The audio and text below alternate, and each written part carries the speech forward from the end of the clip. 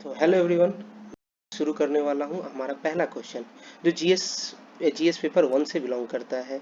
तो GS paper one में basically modern history से 4 से 5 क्वेश्चन हर साल ही आता है। और ये एग्जामिनर का बहुत ही इंटरेस्टिंग या बोल सकते हैं कि कॉमन या इजी पेपर बनाना है, तो उनके लिए सेम टॉपिक ये battle of Plassey and battle of Buxar होता है।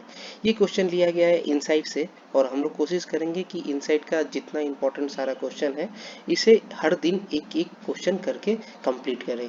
इससे क्या होगा, हमारा राइटिंग स्किल भी बढ़ेगा और हमारे हमारे नॉलेज में भी डेवलपमेंट होगा ज़्यादा से ज़्यादा। मेरा नाम है विकास कुमार पंडित। तो आज हम लोग शुरू करते हैं अपना पहला क्वेश्चन। तो पहला क्वेश्चन ये है, while the battle of Plassey was a crucial in the initial establishment of British influence in Bengal, it was battle of Buxar that confirmed and consolidated their power over the region। तो battle of Palasi जो था एक type से establishment हुआ था British का influence इन बंगाल, मगर battle of Buxar जो था वो कंफर्म किया गया और कंसोलिडेट किया गया अपना पावर उस रीजन में। तो इसी इसी को एनालाइज करना होगा हम लोग को। तो यहाँ पर हम लोग को डायरेक्टिव समझना है, क्योंकि जब भी ऐसा क्वेश्चन आए तो हम लोग अगर बैटल ऑफ प्लासी और बैटल ऑफ बक्सर के बारे में पूछा जाए तो आप लोग लगभग 4 से 5 पेजेस भर सकते हैं इस क्वेश्चन के लिए, मगर इस क्वेश्चन को 250 वर्ड्स में लिखना है। मीन्स इसे हम लोग को ये समझना होगा कि इस आंसर में लिखना क्या है। The most important thing is कि लिखना क्या है। तो इसका डायरेक्टिव वर्ड समझना होगा एनालाइज। एनालाइज का मतलब क्या है कि इस क्वेश्चन को हम लोग कंपोनेंट में ब्रेक करेंगे। कंपोनेंट इन द सेंस कि पॉलिटिकल इम्पैक्ट हो गया, सोशल इम्पैक्ट हो गया, इकोनॉमिक इम्पैक्ट हो गया, और वेरियस इम्पैक्ट है उसे उसमें हम लोग कंपोनेंट में ब्रेक करेंगे और उसे लिखेंगे। बेसिकली इस क्वेश्चन को हम लोग 3 पार्ट में खत्म करेंगे। एक होगा इंट्रोडक्शन, दूसरा होगा बॉडी, और तीसरा होगा कंक्लूजन। इंट्रोडक्शन में हम लोग कभी भी क्वेश्चन आए तो इंट्रोडक्शन में हम लोग क्या लिखेंगे ये इंपॉर्टेंट है। इंट्रोडक्शन में जो डायरेक्टिव वर्ड्स आया, जैसे कि यहाँ पर हमारा वर्ड्स आया battle of Buxar and battle of Plassey, तो बेसिकली हम लोग ये दो वर्ड को डिफाइन ही करने वाले हैं। आइदर डिफाइन करेंगे या फिर हिस्टोरिकली कुछ अगर ऐसा चीज़ है उसे हम लोग लिखेंगे। तो हम लोग आगे बढ़ते हैं कि इंट्रोडक्शन में लिखे क्या है हम लोग तो समझ में आ गया। अब बॉडी में क्या लिखेंगे, बॉडी में जो क्वेश्चन लिखा गया है उसी को हम लोग लिखने वाले हैं। जो डिमांड क्वेश्चन किया है कि एनालाइज करने के लिए कि बैटल ऑफ बक्सर का इम्पैक्ट या फिर कंसोलिडेशन कैसे हुआ, ये हम लोग को लिखना है। तो उसे हम लोग बॉडी में लिखेंगे, और कंक्लूजन में एक जो कंक्लूडिंग समरी है, जो पूरे इस क्वेश्चन को कंक्लूड कर सके उस कंक्लूजन में। क्योंकि कभी कभी एग्जामिनर के पास अगर टाइम नहीं रहा तो वो कंक्लूजन पढ़ के ही समझ जाएगा कि ये इसे समझ में आया है कि नहीं एग्जैक्ट क्वेश्चन। तो हम लोग देखते हैं, बढ़ते हैं इंट्रोडक्शन में। तो इंट्रोडक्शन में आप 2 से 3 सेंटेंसेस आप लिख सकते हैं। तो जैसे इंट्रोडक्शन में यहाँ लिखा गया है कि बैटल ऑफ प्लासी के बारे में 1757 में हुआ, और बैटल ऑफ बक्सर जो था 1764 में हुआ। और ये एक टाइप का वाटर शेड मूवमेंट हुआ in the modern Indian history में हुआ। वाटर शेड मूवमेंट मतलब एक टाइप का टर्निंग पॉइंट। जैसे हमारा मुगल एम्परर जो है, मुगल जो राज था वो चलते आ रहा था अराउंड 300 ईयर्स के अराउंड चलते आ रहा था, वो उसे ख़त्म किया गया था। और ख़त्म करने के बाद यहाँ पर क्या हुआ कि ब्रिटिश राज शुरू हो गया था। तो पहला पॉइंट तो यही लिखेंगे कि हम लोग की एक टाइप का वाटर शेड मूवमेंट है in the modern Indian history. दूसरा पॉइंट ये लिखेंगे कि ये सिर्फ पॉलिटिकल को इम्पैक्ट नहीं किया, ये इकोनॉमिकली कंडीशन को भी इम्पैक्ट किया बंगाल में, और धीरे धीरे ये पूरा इंडिया में छा गया।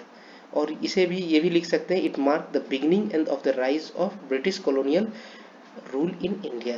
तो ये 2 से 3 पॉइंट इसमें लिखेंगे। कंक्लूजन में जैसे हम लोग डिस्कस किए कि कंक्लूडिंग पॉइंट्स लिखेंगे, जिसमें 2 से 3 सेंटेंस का हम लोग लिखेंगे। आइए हम लोग बॉडी में देखते हैं कि क्या लिख सकते हैं।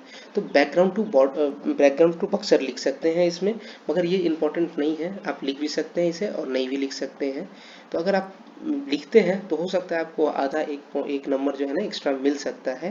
तो इसे लिखते हैं तो क्या लिखना होगा कि बैकग्राउंड ऑफ बक्सर। तो बैटल ऑफ प्लासी जो था वो तो रिजल्ट हुआ किसमें, फ्रेंच पावर। फ्रेंच पावर जो था, हम लोग अगर सोचे कि फ्रेंच फोर्सेज जो था वो कब खत्म हुआ था, तो 1760 में खत्म हुआ था आफ्टर बैटल ऑफ वांदीवॉस, उसमें खत्म हो गया था। और बैटल ऑफ बक्सर हम लोग का 1765 में हुआ था, और बैटल ऑफ प्लासी 1757 में हुआ था। तो ये ऑलमोस्ट हम लोग का दोनों ही खत्म हो चुका था, और एक ही जन बच गया था जिसका नाम था ब्रिटिश। तो ये कंसोलिडेशन हुआ after these two important battle के बाद कंसोलिडेशन हुआ ब्रिटिश रूल इन इंडिया, और ये एक टाइप से paramount European power in Bengal बना। जैसे कि पैरामाउंट यूरोपियन पावर इस किस सेंस में बोला जा रहा है कि यहाँ पर हम लोग को बेसिकली पता है कि मेजर 4 यूरोपियन आए थे, जिनका नाम है पोर्तुगीज, ब्रिटिश, फ्रेंच और डच। तो ये 4 यूरोपियन पावर में सबसे श्रेष्ठ जो बने यूरोपियन पावर, वो हो गए हमारा ब्रिटिश हो गए। तो इसे हम लोग लिख सकते हैं, 1 या 2 पॉइंट में लिख देंगे। बैटल ऑफ बक्सर का कॉन्सिक्वेंस देखते हैं।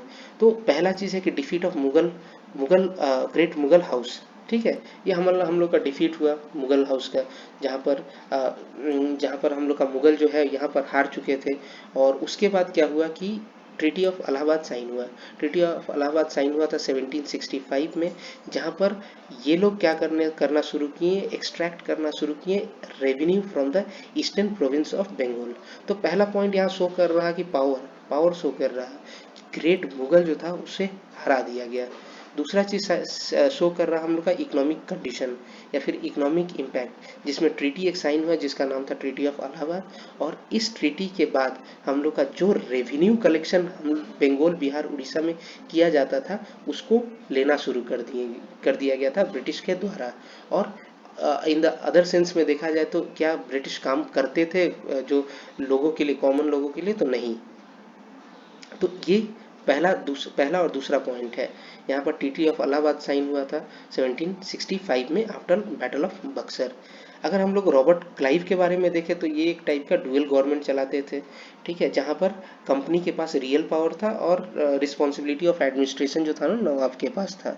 अगर यहाँ पर डुअल गवर्नमेंट का बात करें तो दीवानी राइट और निजामत राइट दोनों ही ब्रिटिश पकड़ के रखा था। दीवानी राइट जैसे हम लोग डिस्कस किए कि right to revenue, right to collect tax, ठीक है, ये एक टाइप का इकोनॉमिक लूट ऑफ इंडिया होना शुरू हो गया था। तो यहाँ पर पहला जो सेंटेंस हम लोग को देखे तो हम लोग पावर को एक दर्शाया गया, पावर के बारे में मुगल का पावर और ब्रिटिश का पावर ये दर्शाया गया। दूसरा इकोनॉमिक इम्पैक्ट हम लोग देखें। तीसरा है कि British victory at Buxar ensure that there is no significant force left to challenge the position in the eastern part of the subcontinent. तो ब्रिटिश का यहाँ जो जीत हुआ, इससे साबित हो जा रहा है कि कोई ऐसा पावर नहीं बचा था जो चैलेंज कर सके। फोर्थ पॉइंट में जैसे हम लोग का defeat of Nawab of Awadh का डिफीट हुआ था। तो यहाँ पर अवध का डिफीट हुआ था, इसके कारण क्या हो चुका था कि ये एक टाइप का बफर स्टेट बन गया था। किसके बीच में? तो ब्रिटिश और नोटोरियस मराठा हम लोग मराठा का अगर कोई क्वेश्चन आप किए होंगे तो उसमें पढ़े होंगे कि मराठा वो हर समय लड़ने के लिए घुसते थे। तो एक टाइप का बफर जोन बन चुका था नवाब ऑफ अवध और ब्रिटिश के, बफर जोन बन गया था ये nawab of Awadh between Maratha and British. उसके बाद through the restaurants the company official begin interfering in the internal affairs of the Indian state. तो हम लोग को पता है कि धीरे धीरे ये क्या हुआ कि इंटरफेयर करना शुरू कर दिए सारा इंडियन स्टेट में ही। तो ये हम लोग लिख सकते हैं कुछ पॉइंट। अब कंक्लूजन में आकर देखें तो इसको कंक्लूडिंग पॉइंट लिखना होगा कि जो बैटल ऑफ प्लासी था वो तो विक्ट्री तो लाया, मगर ये सिर्फ पॉलिटिक्स से ही रिलेटेड था। मगर बैटल ऑफ बक्सर जो था पूरा ये नॉर्थ इंडिया में ग्रेट पावर की तरह उभर करके आया, जिसमें हम लोग देखे कि मुगल तक हार चुके थे। और अगर हम लोग बैटल ऑफ बक्सर का रिजल्ट देखें, it is a strong foot hold of British के लिए स्ट्रॉन्ग फुट होल्ड था, not only in economic power but also in political power. सिर्फ इकोनॉमिक पावर में ही नहीं, पॉलिटिकल पावर में भी हुआ। तो ये था पहला क्वेश्चन। इसे आप लोग क्या कर सकते हैं कि आप लोग इस वीडियो को देखे हैं, सुन भी लिए हैं, तो इससे क्या हो गया कि आपको एक थिंकिंग आए कि इस क्वेश्चन में हम लोग को ये पॉइंट हम लोग लिख सकते हैं। आप इसके अलावा और भी पॉइंट लिख सकते हैं, ऐसा कुछ नहीं है कि यही सिर्फ पॉइंट लिखना है। इसके अलावा अगर आप जो जानते हैं इसको लिख सकते हैं। आप इस क्वेश्चन को आप अपने तरफ से अटेम्प्ट कीजिए और मुझे भेजिए। मेरा मेल आईडी और या फिर कमेंट में भेजिए, मैं इसे दे दूंगा। और मैं क्या करूंगा कि 1 दिन या 2 दिन के अंदर उसे चेक करके आपको फिर से भेजूंगा और आपको बताऊंगा। मैं कोशिश करूंगा कि आपको ज़्यादा से ज़्यादा क्लियरेंस हो इस क्वेश्चन का, क्योंकि ऑल ओवर अगर देखा जाए तो क्लैरिटी ऑफ क्वेश्चंस समझने के ऊपर ही है कि आप कितना समझे इस क्वेश्चन को और कितना उस क्वेश्चन का डिमांड से वो लिख पाए। नहीं तो लिखने के लिए आप बहुत कुछ ही लिख सकते हैं। तो अगर आपको ये वीडियो अच्छा लगे तो आप इसे लाइक सब्सक्राइब कीजिए। Thank you.